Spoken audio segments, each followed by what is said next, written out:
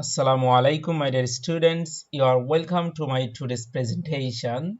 And here is welcoming you, Muhammad Ruhul Amin, Assistant Teacher English, Ghatail Cantonment Public School and College.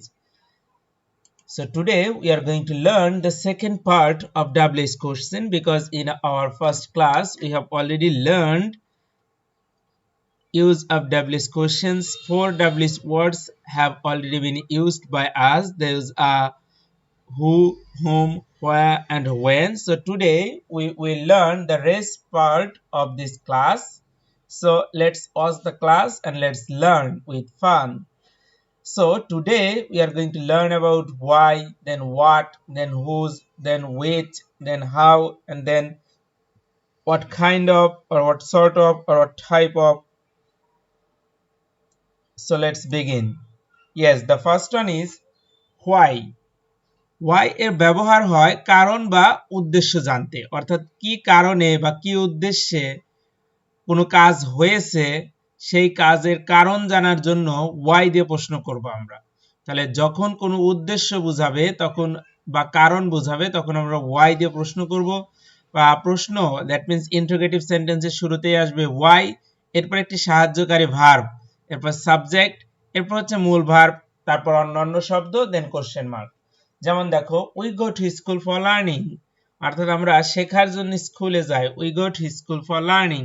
তাহলে এইখানে ভালো করে লক্ষ্য করো যে যেহেতু এখানে বলছে শেখার উদ্দেশ্যে, তাহলে আমরা জানি উদ্দেশ্য বা কারণ বোঝালে ওয়াই দিয়ে প্রশ্ন করব। তাহলে শুরুতে আমরা স্ট্রাকচার অনুযায়ী শুরুতে নিয়েছি ওয়াই, এখানে কোনো হেল্পিং ভার্ব নেই আমরা জানি, তাহলে ভার্ব ওয়ান আছে, তাহলে নেওয়া যাবে ডু ডাজ।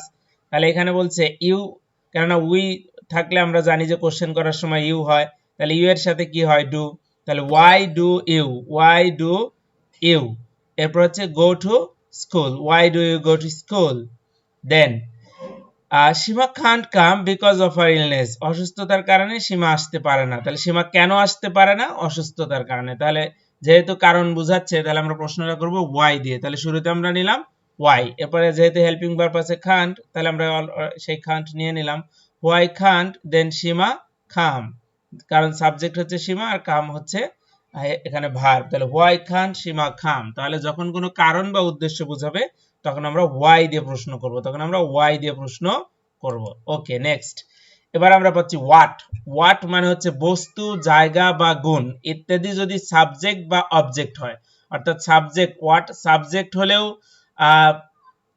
হোয়াট সাবজেক্টও হয়, হোয়াট অবজেক্টও হয়। অর্থাৎ হোয়াট দ্বারা সাবজেক্ট এবং অবজেক্ট দুটোর কাজই বোঝায়। যদি ভার্বের কাজটি হোয়াট করে তাহলে হোয়াট হবে সাবজেক্ট, আর যদি ভার্বের পরে হোয়াট অর্থাৎ অবজেক্ট হিসেবে অবজেক্টের কাজটি যদি হোয়াট করে তাহলে হোয়াট হচ্ছে অবজেক্ট। এখন দেখো হোয়াটের দুইটা স্ট্রাকচার আমরা দেখতে পাচ্ছি, একটা হচ্ছে বাক্যের শুরুতে হোয়াট বসিয়ে বাকি অংশ লিখে দিলেই হয়, আর যখন হোয়াট অবজেক্ট হয় তখন শুরুতে হোয়াট বসে, এরপরে সাহায্যকারী ভার্ব, তারপর সাবজেক্ট, তারপরে মূল ভার্ব, তারপর অন্যান্য শব্দ। যেমন Dhaka is a famous place. তাহলে এইখানে দেখো যে কি ফেমাস প্লেস, তাহলে আমরা কির জন্য জায়গা, তাহলে what is a famous place, what is a famous place. I like ice cream, I like ice cream.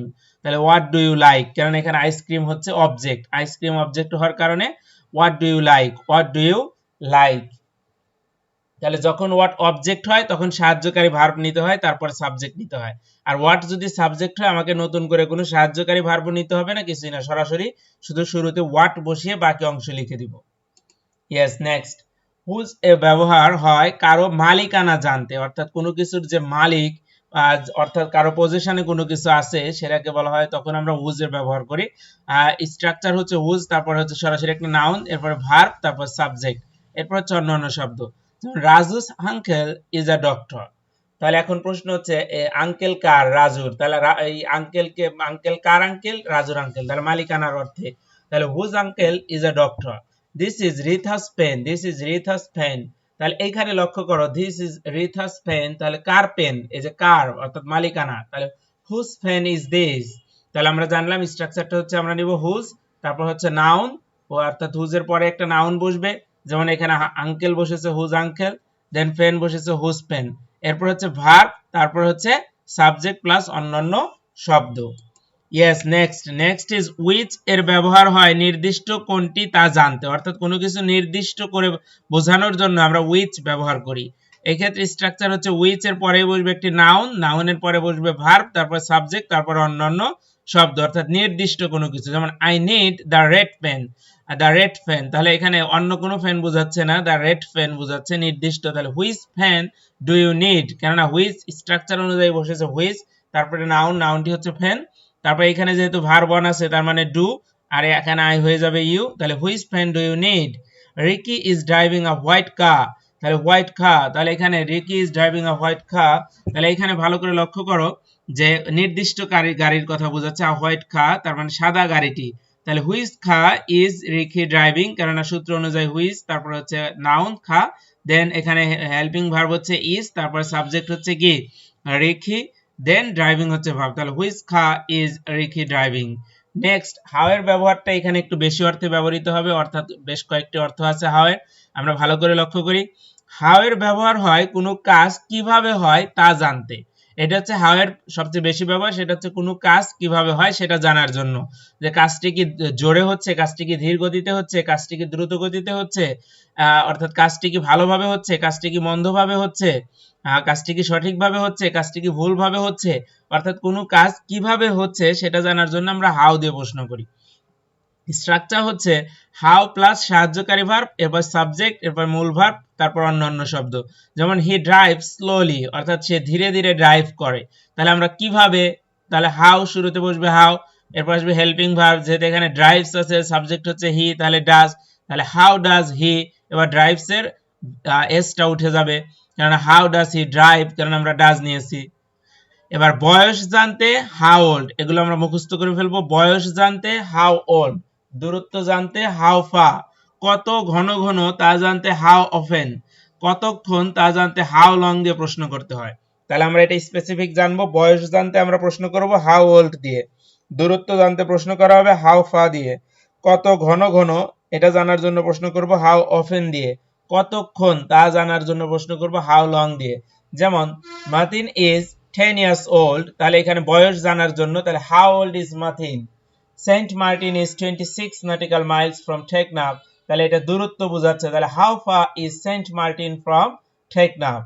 Then Labib comes 2 days in a week or twice in a week, 2 days কে সংক্ষেপে বলা যায় টুয়াইস, তাহলে Labib comes twice in a week, তাহলে how often does Labib come here. Then he has been waiting for 3 hours, তাহলে এই যে time বোঝালে আমরা জানি কতক্ষণ, এটা দিয়ে প্রশ্ন করতে হলে, এটাকে প্রশ্ন করতে হলে আমরা নিব হচ্ছে হাউ লং, তাহলে how long has he been waiting, how long has he been waiting, অর্থাৎ এখানে গুরুত্বপূর্ণ হচ্ছে হাউ, হাউ এর পরে হচ্ছে আমরা যদি কিভাবে কাজটি হয় এটা জানার জন্য হয় তাহলে শুধু হাউ, তারপর হচ্ছে হেল্পিং ভার্ব, তারপর সাবজেক্ট, তারপর মূল ভার্ব, অন্যান্য শব্দ। আর যদি বয়স জানতে হয় তাহলে হাউ ওল্ড এর পরে হেল্পিং ভার্ব, সাবজেক্ট, মূল ভার্ব। আর যদি কত দূরত্ব বোঝায় তাহলে হচ্ছে হাউ, হাউ ফার, তারপরে হেল্পিং ভার্ব, তারপরে সাবজেক্ট, তারপরে মেইন ভার্ব বা অন্যান্য কিছু। এভাবে আমরা প্র্যাকটিস করব। দেন কোনো কিছু কি ধরনের তা জানার জন্য what kind of, what type of অথবা হোয়াট সর্ট অফ ব্যবহার করা হয়। যেমন he is an idol man, অর্থাৎ মানুষটি কেমন ধরনের, তাহলে what type of man is he, what type of man is he. তাহলে এখানে আমরা বলবো না হাউ ইজ হি, এভাবে না বলে বলবো what type of man is he, অথবা আমরা বলতে পারি what kind of man is he, what sort of man is he, অর্থাৎ সে কি ধরনের লোক, উত্তর হচ্ছে সে একজন অলস লোক। সো এইভাবে আমরা রুলস গুলো আয়ত্ত করে আমরা যদি প্র্যাকটিস করি, then it will be very easy for us to solve or to create WH questions from statesman. Yes, তোমরা ক্লাসটি ভালো করে করলে, তোমরা দেখো এখানে হোমওয়ার্ক দেওয়া আছে, you will be able to do this homework very fine. So you must do this homework and you can follow the whole class to do this homework, অর্থাৎ ক্লাসটি বারবার দেখে তারপরে এই হোমওয়ার্ক গুলো তোমরা খাতায় করে ফেলবে। You will write this in your homework copy.